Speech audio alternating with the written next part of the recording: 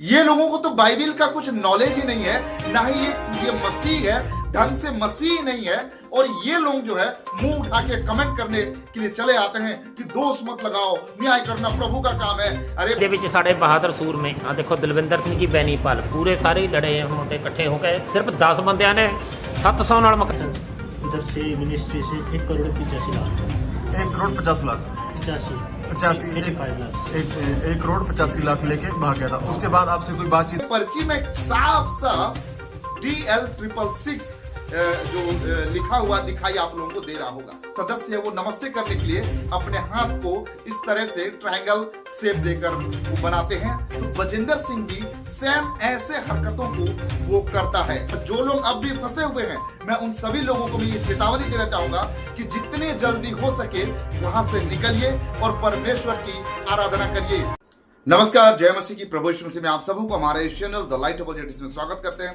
सो मसीह मेरे प्रियो, आज इस वीडियो का बनाए जाने का मकसद यह है कि 2 प्रकार का जो कमेंट अक्सर मेरे वीडियोस के नीचे मिलते हैं, और केवल मेरे ही वीडियो के नीचे नहीं, लेकिन वो सभी जो सेवकों के वीडियो के नीचे 2 तरीके का जो कमेंट मिलता है, और उस कमेंट का आज हम जवाब देंगे।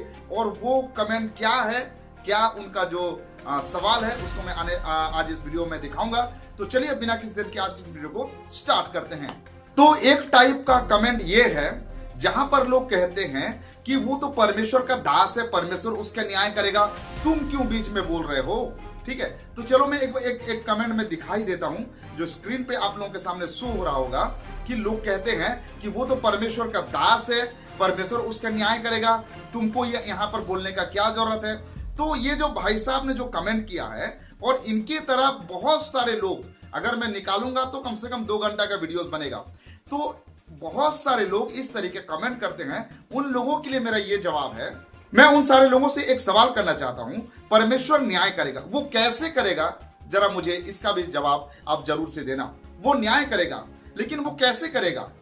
वो हम जैसे सेवकों के द्वारा जो सच्चाई से परमेश्वर का वचन को सीखते हैं और परमेश्वर के वचन के अनुसार जीवन बिताते हैं, उन सेवकों के द्वारा वो उन लोगों का न्याय करेगा जो लोग पाखंड का काम करते हैं, सुसमाचार में मिलावटी करते हैं। जिस समय साउल ने गलती किया था, क्या सामुएल भविष्यवक्ता के द्वारा परमेश्वर ने उसको सुधार के लिए उसके साथ बात नहीं किया था। अगर वहां पर कहा जाए कि जो नबी को कहा जाए कि उसके बारे में तुम छोड़ दो, परमेश्वर सीधा उनसे बात करेगा, तो ये तो कहां तक इस बात को समर्थन किया जा सकता है। जब दाऊद ने गलती किया तो क्या परमेश्वर ने डायरेक्ट जाकर दाऊद से कहा कि भाई तुम जो कर रहे हो वो गलत है? बिल्कुल नहीं। लेकिन नातान नबी के द्वारा दाऊद ने जो गलती किया था, उस गलती को बताने के लिए नातान नबी को परमेश्वर ने भेजा था। निनवे के लोग जब परमेश्वर के वचन से भटक गए थे, जब निनवे में उपद्रव हो रहा था, उस समय क्यों परमेश्वर ने योना नबी को भेजा कि वहां पर जाकर उनके बीच में यह बताए कि निनवे को परमेश्वर नष्ट करने वाला है? क्या डायरेक्टली परमेश्वर जाके उनको नहीं समझा सकता था? परमेश्वर ने इस्राएलियों को समय समय पे भविष्यवक्ताओं के द्वारा, अपने सेवकों के द्वारा परमेश्वर ने अपना संदेश भेजा ताकि लोग सुधरे। क्यों परमेश्वर ने डायरेक्टली उनके साथ में बात नहीं किया? उनका जो है परमेश्वर ने उनके साथ में जो चीजों को नहीं भेजा। क्या आप लोग उन सारे विषयों को देखकर ये कह सकते हैं कि उनके ऊपर तुम दोष मत लगाओ, दाऊद के ऊपर दोष मत लगाओ, साउल के ऊपर दोष मत लगाओ, निनवे के लोग जो है उनके ऊपर दोष मत लगाओ, इजरायली लोग जो है उनके ऊपर दोष मत लगाओ। तुम दोष लगाने वाले कौन होते हो? क्या तुम खुद को परमेश्वर मानते हो? न्याय करना परमेश्वर का काम है, क्या ऐसा तुम कह सकते हो? सो मसीह में मेरे प्रियो, ऐसे जो सो कॉल्ड खुद को विश्वासी कहते हैं जबकि वो विश्वासी है नहीं, ऐसे लोगों को आप बिल्कुल भी सुनना बंद करें। ऐसे लोगों के साथ आप संगति भी ना रखें तो बेहतर है। ये लोगों को तो बाइबिल का कुछ नॉलेज ही नहीं है, ना ही ये मसीह है, ढंग से मसीह नहीं है। और ये लोग जो है मुंह उठा के कमेंट करने के लिए चले आते हैं कि दोष मत लगाओ, न्याय करना प्रभु का काम है। अरे भाई, तुमको सबसे पहले इस चीज को देखो, समझो कि क्या चीज है। बस बजिंदर सिंह की तारीफ करने के लिए, बजिंदर सिंह के तलवे चाटने के लिए तुम जो है आकर मेरे वीडियो के नीचे कमेंट कर रहे हो। तुमको शर्म आना चाहिए। और एक टाइप का कमेंट है, जो एक कमेंट को मैं आप लोगों के सामने दिखा रहा हूं। यहां पर लोग बहुत सारे ये कह रहे हैं कि जो अंशु सिस्टर है वो पैसों के लिए बजेंद्र सिंह को बदनाम कर रही है। मुझे हंसी आती है इस बात पे कि बजेंद्र सिंह का नाम कहां से है भाई जो वो बदनाम होगा। हर वक्त ये एक कमेंट आपको भरा पड़ा मिलेगा जहां पर प्रभु के दास को बदनाम किया जा रहा है, प्रभु के दास को बदनाम किया जा रहा है, उसको उनका नाम को खराब किया जा रहा है। अंशु सिस्टर को लोग कह रहे हैं कि वो पैसे लेकर बजेंद्र सिंह का बदनाम कर रही है। चलो एक बार के लिए मैं मान लेता हूं कि सिस्टर अंशु जो है वो पैसे लेकर तुम्हारे बाप को, तुम्हारे सो कॉल्ड पापा को वो बदनाम कर रही है, ठीक है। लेकिन जो बातें इस समय निकल कर आई है उसको तुम कैसे इग्नोर कर सकते हो? क्या वो भी अंशु सिस्टर ने कहा कि बजेंद्र सिंह भाई तुम जाओ और महिला को मारो?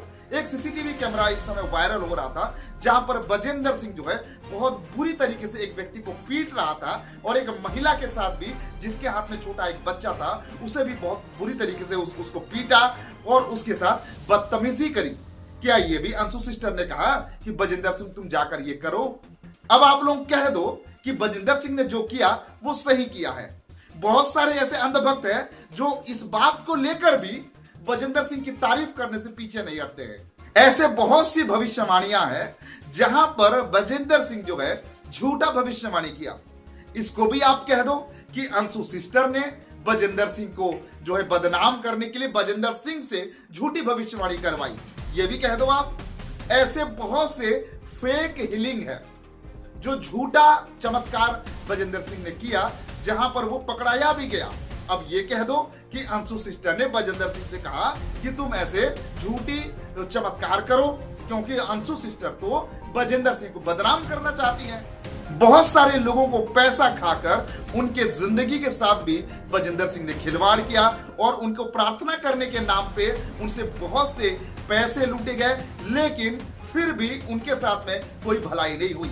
किसी का बच्चा मर गया, किसी के घर में जवान लोग मर गए, ऐसे बहुत सारे चीजों को हम देखते हैं।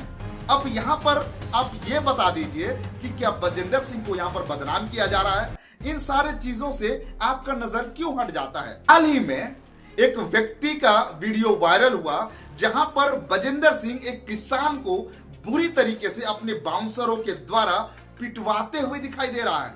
क्या ये एक प्रोफेट का एक स्वभाव है? क्या एक प्रोफेट को ऐसा करना अच्छा लगता है? अब आप बताइए, क्या अगर इन बातों को हम सामने लाते हैं तो हम प्रोफेट तुम्हारे जो बाप का बदनाम कर रहे हैं, तुम्हारे प्रोफेट का नाम को खराब कर रहे हैं? तुमको जरा से भी शर्म इस बात पे नहीं लगती है?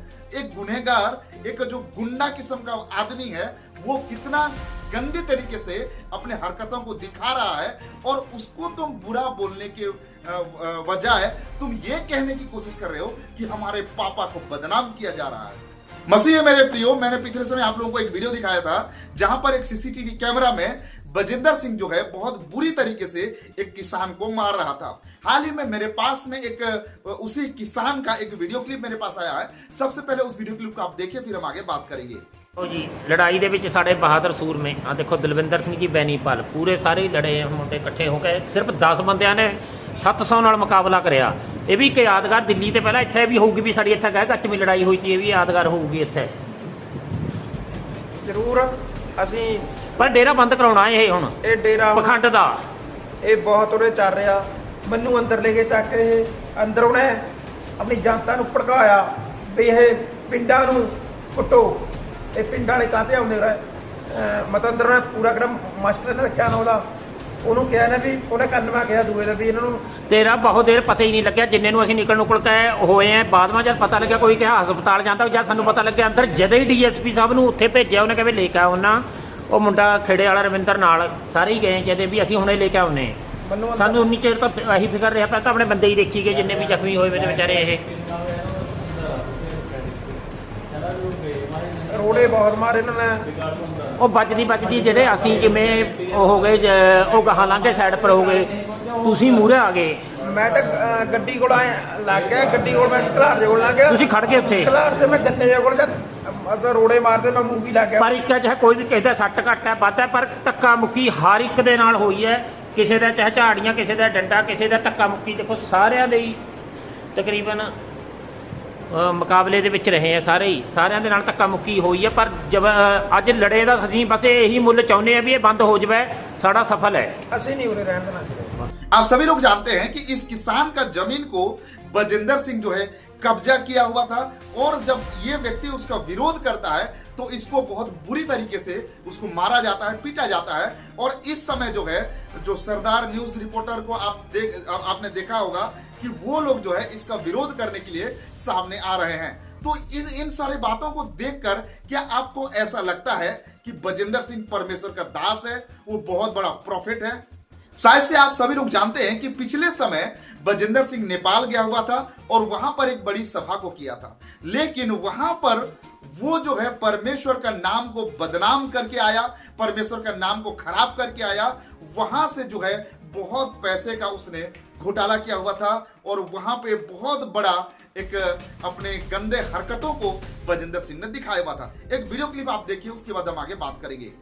जो ये बलजिंदर पास है, आपको जब इसका शो होता नवंबर महीने में 2024 में, और आपकी कोई पैसे लेन देन की बात हुई थी? कोई लेन देन को बात तो नहीं हुई थी, बस इतना हुआ था कि जो भी पैसा, वो बीच का पैसा था, इधर के फाउंडेशन के साथ, मतलब जो भी है उसके साथ ही नेपाल छोड़ने का वादा हुआ था। पर वो लेके प्रोग्राम खत्म होने के बाद वो पैसे लेके भाग गया था।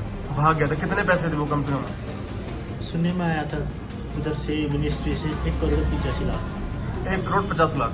85 85 लाख। 1 करोड़ 85 लाख लेके भाग गया था। उसके बाद आपसे कोई बातचीत नहीं हुई उनकी? नहीं, मैंने बातचीत नहीं किया था, पर मेरे टीम के साथ उसने ये मीडिया में आने न जाने के लिए उसने धमकी दी थी। धमकी क्या दी थी? वही कि मतलब ये बोल के मीडिया में मत जाओ, ऐसा वैसा कुछ था। मतलब तुम्हारे को डरा रहा था, धमका रहा था? मतलब हाँ, धमका रहा था मेरी टीम को। मुझे तो मेरा कल भी उसने ब्लॉक में रखा था। अच्छा। सबके टीम में मेरा नंबर जो है वो ब्लॉक लिस्ट में रखा था। और जो दूसरे बंदे जेल में हैं, हाँ जी, उनसे कोई बातचीत हुई उनकी? कैलाली पे दो दफा बात हुआ था उनके घर पे। फिर बाद में वो भी कांटेक्ट में नहीं है अभी। मतलब उसके बाद तुम्हारा कोई कॉन्ट्रैक्ट नहीं हुआ है, कोई कुछ नहीं हुआ ना? नहीं। और उसके बाद किसी उनकी मिनिस्ट्री से बात करने की कोशिश की हो आपने? नहीं। मतलब बजिंदर पास कैसा लगा फिर आपको? भी कैसा है? वो गंदा है, ऐसा तो कुछ मतलब वो धर्म के नाम पे, हाँ, धर्म के नाम पे पैसे ओढ़ना चाहता था ना? हाँ जी, ऐसे ही है ना? वही है। उसको हम इधर नेपाल पे पास्टर नहीं कहते अब। अभी क्या कहते हैं उसको? वो तो क्रिमिनल है ना। तो सुना आपने, यहां पर यह शख्स कहता है कि 1 करोड़ 85 लाख रुपए, 1 करोड़ 85 लाख रुपीस बजिंदर सिंह वहां से लेके फरार हो गया। और जब वो लोग फोन करके बजिंदर सिंह से बात करना चाहे तो बजिंदर सिंह जो है उनको धमकियां देने लगा। यही तो काम है तुम्हारा पापा का, जो लोगों का पैसा लूटता है, और जब कोई आवाज उठाता है तो वो उन्हें धमकियां देता है, उनको मरवाता है, उनको पिटवाता है, और जितना ज्यादा हो सके उनके साथ बुरी हरकतों को करता है। उनके खिलाफ में वो झूठे पर्चे भी दर्ज करवाता है। लेकिन अब भी पापा भक्तों की आंखें नहीं खुलेगी। अब भी वो कहेंगे कि हमारे पापा को, प्रॉफिट को बदनाम करने की कोशिश किया जा रहा है। ये सब कुछ तो झूठ है, ये सब कुछ तो एआई से बनाया गया है। पिछले समय भी एक वीडियो जब वायरल हुआ, उस समय बड़े सफाई पूर्वक उसी व्यक्ति को बजिंदर सिंह खड़ा कर देता है जिसको वो थप्पड़ मारा हुआ है, और कहता है मैंने तुझे मारा, तुझे ये तो एआई से जनरेट वीडियो है। इतना झूठ बोलने वाला तुम्हारा पापा प्रॉफिट, लेकिन फिर भी तुमको जरा सी भी फर्क नहीं पड़ती है, और तुम जो है उसकी तारीफ करने में, उसको जो है प्रशंसा करने में पीछे नहीं हटते हो। सो मसीह मेरे प्रियो, मैं आप लोगों के सामने एक फोटो दिखा रहा हूं। यहां पर देखिए एक पर्ची जो है हाथ में लिए हुए हैं, और ये पर्ची में साफ DL666 जो लिखा हुआ दिखाई आप लोगों को दे रहा होगा। तो ये क्या है, इसके बारे में आप लोगों को मैं बताना चाहूंगा। ये एक चिट्ठी है, एक पर्ची है, ये उन लोगों को दिया जाता है बजेंद्र सिंह की तरफ से जिन लोग जो है लेहन प्रेयर के नाम से बजेंद्र सिंह को 10,000, 20,000, 25,000, 50,000 रुपया जो देते हैं लेहन प्रेयर करने के लिए, उनको जो है ये चिट्ठी दिया जाता है और ये चिट्ठी लेकर बजेंद्र सिंह के पास में ये लोग जाते हैं और बजेंद्र सिंह उन लोगों के लिए लेहन प्रेयर करवाता है। अब जरा सोच कर देखिए 666 ये किसका अंक है?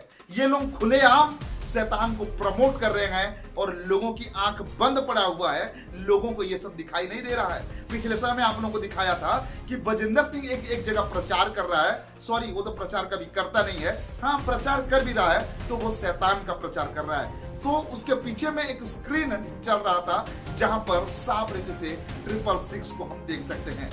आप सभी लोग जानते हैं जो ट्रायंगल का शेप जो है वो इल्यूमिनाटी का एक चिन्ह है, जिसको हम शैतान का चिन्ह भी कह सकते हैं। और लोग नमस्ते करने के लिए, जो इल्यूमिनाटी के सदस्य है वो नमस्ते करने के लिए अपने हाथ को इस तरह से ट्रायंगल शेप देकर वो बनाते हैं। तो बजेंद्र सिंह भी सेम ऐसे हरकतों को वो करता है। सो मसीह मेरे प्रियो, और ज्यादा मैं इसके बारे में एक्सप्लेन करना नहीं चाहूंगा क्योंकि सभी चीजों को मैं आप लोगों के सामने बिल्कुल खुलकर मैंने बात किया हुआ है। जो लोग बजेंद्र सिंह के चंगुल से निकल गए हैं, मुझे बहुत सारे ऐसे मैसेज आता है, कमेंट आता है कि बहुत सारे लोग कहते हैं कि हमने वहां से निकलकर हम परमेश्वर की आराधना कर रहे हैं, हमारी आंख खुल गई है। तो उन लोगों के लिए मैं परमेश्वर का धन्यवाद देना चाहूंगा। और आप लोग जो है वचन को प्राथमिकता दीजिए और पवित्र शास्त्र वचन के अनुसार आप अपना जीवन बिताइए। और जो लोग अब भी फंसे हुए हैं, मैं उन सभी लोगों को मैं ये चेतावनी देना चाहूंगा कि जितने जल्दी हो सके वहां से निकलिए और परमेश्वर की आराधना करिए, सच्चे परमेश्वर की आराधना करिए। इस समय हमारे पास समय बहुत कम है, हम जो है अंत समय के अंत मुहूर्त में, अंत समय में आज हम हैं और बहुत जल्दी परमेश्वर का आने का समय है। सो मसीह मेरे प्रियो, जितने लोग आप लोग इस समय मुझे सुन रहे हैं, देख रहे हैं, आप सभी लोग सच्चे परमेश्वर की आराधना करिए। सो मसीह मेरे प्रियो, आज के लिए बस इतना ही। मैं चाहता हूं कि इस वीडियो को आप ज्यादा से ज्यादा शेयर करिए ताकि जो लोग अंधकार में अब भी फंसे हुए हैं वो सच्चे परमेश्वर की ओर अपना झुकाव बना सके। सो आज के लिए बस इतना ही। और हाँ, मैं आप सभी लोगों से एक छोटा सा रिक्वेस्ट है कि आप जो है अगर हमारी सेवा को, हमारी मिनिस्ट्री को सपोर्ट करना चाहते हैं तो QR कोड स्कैन करके जरूर से आप हमें मदद करिए। तो आज के लिए बस इतना ही, मिलते हैं अगले और एक नए वीडियो के साथ। तब तक के लिए प्रभु आप सबको आशीर्वाद प्रदान करे। आप सबको नमस्कार, जय मसीह की, praise the Lord, God bless you.